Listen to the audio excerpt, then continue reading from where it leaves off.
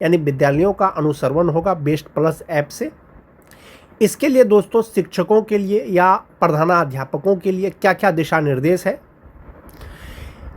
इस पत्र का दोस्तों जो चौथा पॉइंट है वो मोस्ट इंपॉर्टेंट है कि यदि किसी विद्यालय में अनुसरण तिथियों को 60% से कम छात्र उपस्थिति पाई जाती है तो विद्यालय के प्रधानाध्यापक, प्रधान शिक्षक और शिक्षकों द्वारा अनुपस्थित छात्र एवं छात्राओं के अभिभावक से व्यक्तिगत रूप से संपर्क कर उपस्थिति सुनिश्चित कराई जाएगी। यानी निरीक्षण की तिथि को अगर 60% से कम बच्चा उपस्थित होता है तो उनके अभिभावकों से जो है संपर्क किया जाएगा। इस संबंध में प्रधानाध्यापक, प्रधान शिक्षक, शिक्षिका के द्वारा विद्यालय शिक्षा समिति या विद्यालय प्रबंध समिति की सहायता प्राप्त कर छात्रों की अपेक्षित वृद्धि यानी कम से कम 75% सुनिश्चित की जाएगी। एक ये पॉइंट हुआ दोस्तों। दूसरा चीज है कि दोस्तों विद्यालय अनुसरण के दौरान यदि कोई शिक्षक शिक्षिका को विद्यालय से बिना सूचना अनुपस्थित अथवा ऑनलाइन उपस्थिति दर्ज कर विद्यालय से अनुपस्थित पाया जाता है तो विद्यालय के प्रधानाध्यापक, प्रधान शिक्षक द्वारा अनुसरण पदाधिकारी की उपस्थिति में ही अनुपस्थित शिक्षक शिक्षिका के संदर्भ में शिक्षक उपस्थिति पंजी में अनुपस्थित दर्ज करना होगा। जबकि प्रधानाध्यापक, प्रधान शिक्षक के बिना सूचना अनुपस्थित रहने की स्थिति में अनुसरण पदाधिकारी द्वारा शिक्षक उपस्थिति पंजी में अनुपस्थित दर्ज किया जाएगा एवं अनुपस्थित प्रधानाध्यापक, प्रधान शिक्षक, शिक्षक शिक्षिका का उक्त तिथि का वेतन भुगतान स्थगित रहेगा। यानी कि बहुत से शिक्षक ऐसे भी हैं दोस्तों कि जो उपस्थिति बनाने के बाद जो है विद्यालय से एब्सेंट होते हैं। ऐसी स्थिति में उनको जो है जो टीचर अटेंडेंस रजिस्टर है उसमें उसको अनुपस्थित कर दिया जाएगा। जो छठा पॉइंट है दोस्तों कि अनुसरण के दौरान प्रारंभिक विद्यालयों में अनुपस्थित प्रधानाध्यापक, प्रधान शिक्षक, शिक्षिका से जिला कार्यक्रम पदाधिकारी द्वारा स्पष्टीकरण पूछा जाएगा अगर अनुपस्थित रहते हैं। जबकि माध्यमिक एवं उच्च माध्यमिक विद्यालयों में अनुपस्थित प्रधानाध्यापक, शिक्षक शिक्षिका से जिला कार्यक्रम पदाधिकारी द्वारा स्पष्टीकरण पूछा जाएगा।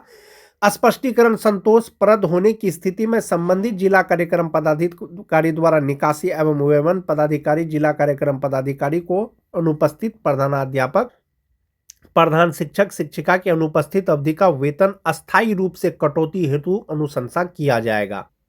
इसके अतिरिक्त दोस्तों क्या क्या डॉक्यूमेंट आपसे मांगे जा सकते हैं या विद्यालय में आपको कौन कौन सा रजिस्टर आपको तैयार रखना है। विभाग द्वारा समय समय पर आदेशित नियमों, आदेशों एवं पत्रों का समेकन जो विद्यालय संचालन के मूलभूत बिंदु हैं, जो विद्यालय का मूलभूत बिंदु है दोस्तों वो किस प्रकार से है।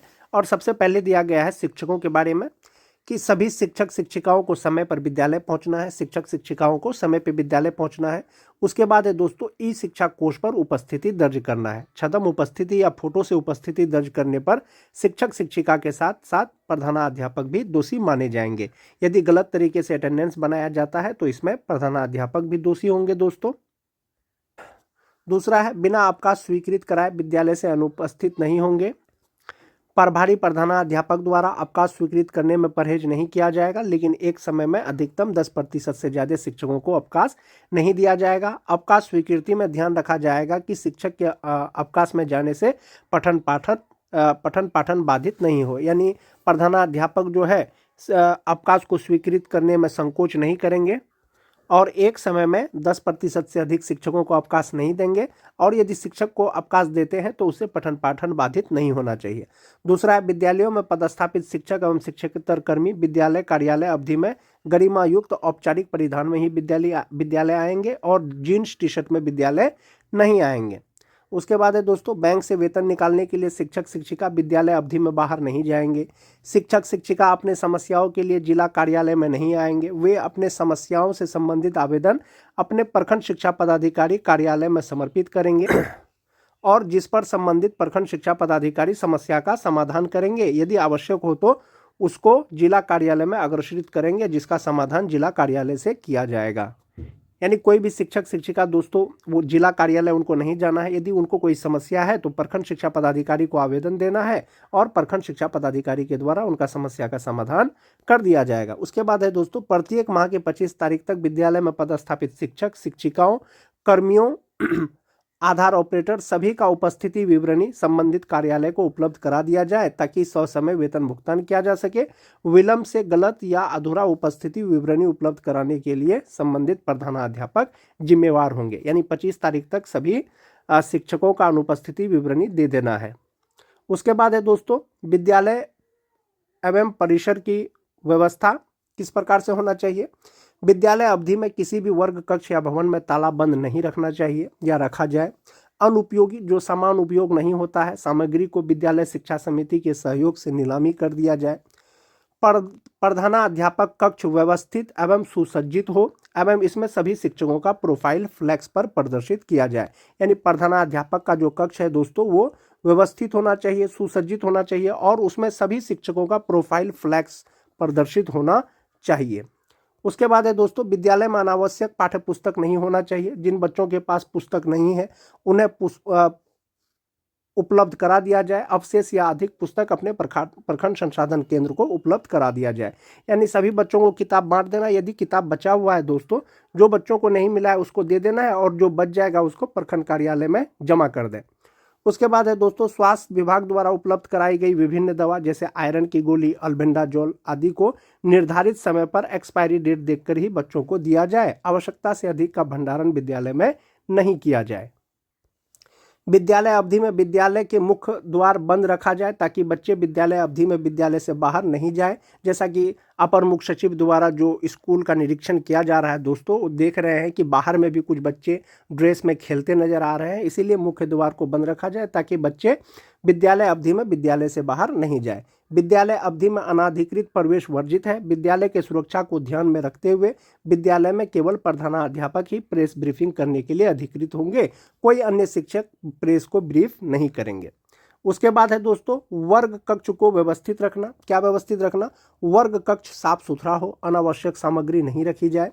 वर्ग कक्ष में पंखा और पर्याप्त रोशनी के लिए एलईडी बल्ब अथवा ट्यूबलाइट की व्यवस्था हो तथा बिजली के तार और उपकरण लटकते एवं खराब नहीं होना चाहिए।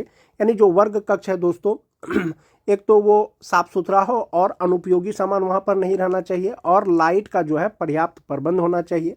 बेंच डेस्क व्यवस्थित ढंग से रखा जाए। ब्लैक बोर्ड का कालीकरण प्रत्येक 3 माह पर किया जाए और सभी प्रधानाध्यापक के लिए ये निर्देश है कि प्रत्येक 3 माह में जो है ब्लैक बोर्ड का कालीकरण करना है।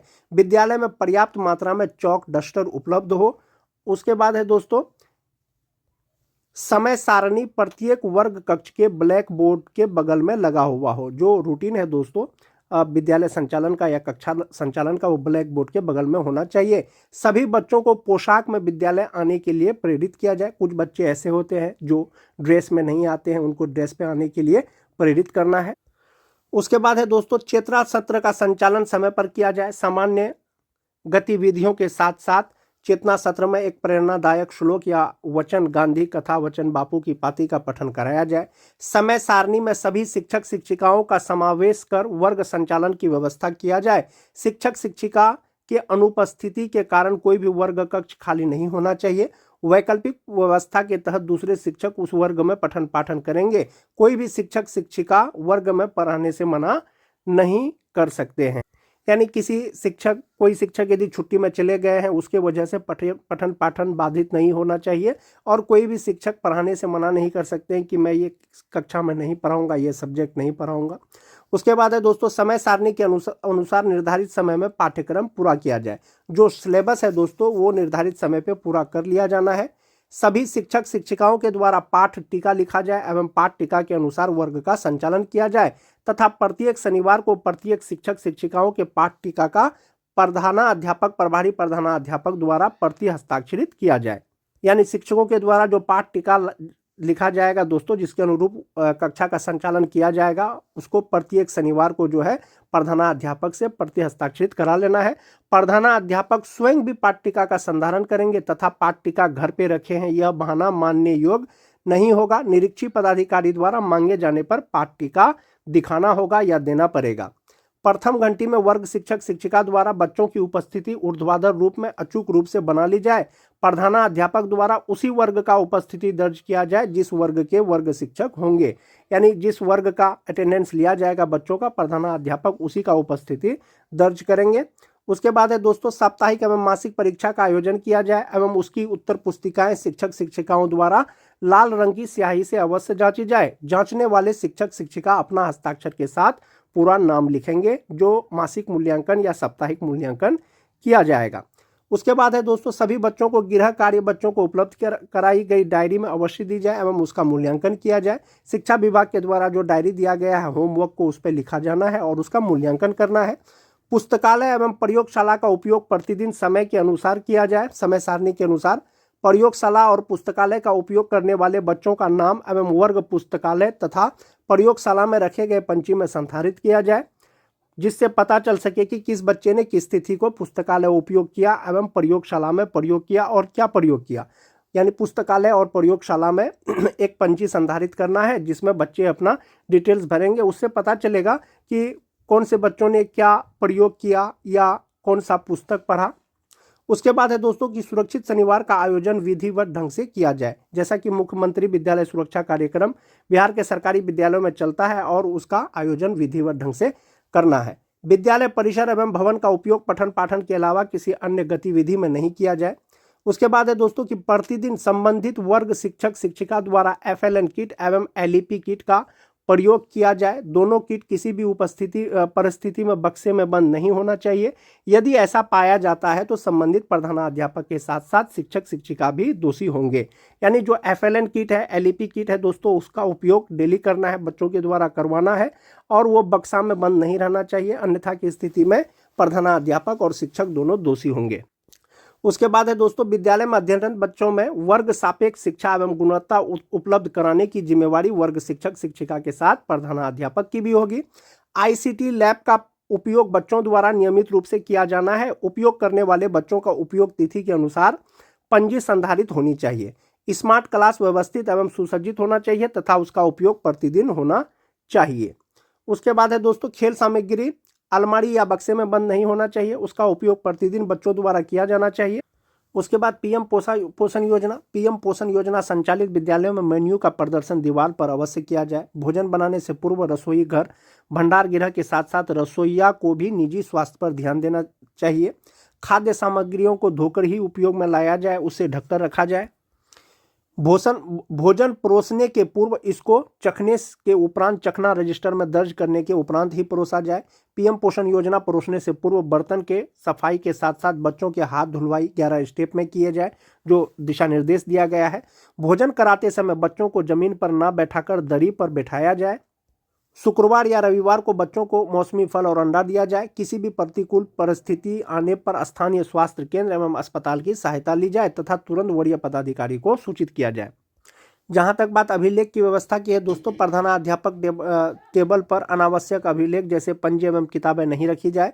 विद्यालय शिक्षा समिति की बैठक प्रतिमाह कराई जाए एवं विद्यालय प्रबंधन समिति का बैठक प्रति 3 माह पर एक बार अवश्य कराई जाए तथा उसकी कार्यावली विधिवत ढंग से संधारित किया जाए।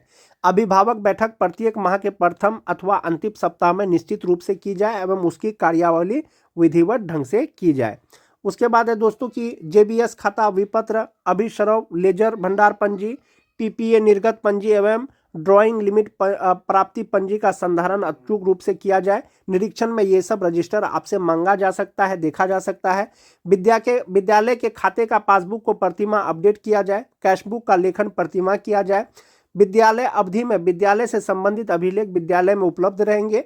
विद्यालय में किए गए सभी प्रकार के व्यय का लेखा जोखा रखने की जिम्मेवारी संबंधित विद्यालय प्रधान की होगी। निरीक्षी पदाधिकारी द्वारा निरीक्षण के दौरान अभिलेख मांगने पर उसे उपलब्ध कराना प्रधानाध्यापक की जिम्मेवारी होगी। तो ये सब जो डॉक्यूमेंट है दोस्तों, ये जो अभिलेख की व्यवस्था है, स्कूल जांच में ये डॉक्यूमेंट आपसे मांगे जा सकते हैं, इसीलिए ये डॉक्यूमेंट को तैयार कर लेना है। उसके बाद शौचालय और पेयजल विभाग द्वारा चयनित एजेंसी के माध्यम से शौचालय और विद्यालय परिसर की सफाई किया जाना है। किसी भी परिस्थिति में विद्यालय अवधि में शौचालय में ताला बंद नहीं होना चाहिए। शौचालय उपयोग योग्य होना चाहिए, इसका दृढ़ता से अनुपालन किया जाए। पेयजल की व्यवस्था अच्छी होनी जाए। उसके बाद चापाकल या सबमर्सिबल पंप चालू हालात में होना चाहिए। चिन्हित मध्य माध्यमिक विद्यालयों में अधिष्ठापित वेल्डिंग एवं इंसिनरेटर का उपयोग बालिकाओं द्वारा होना चाहिए।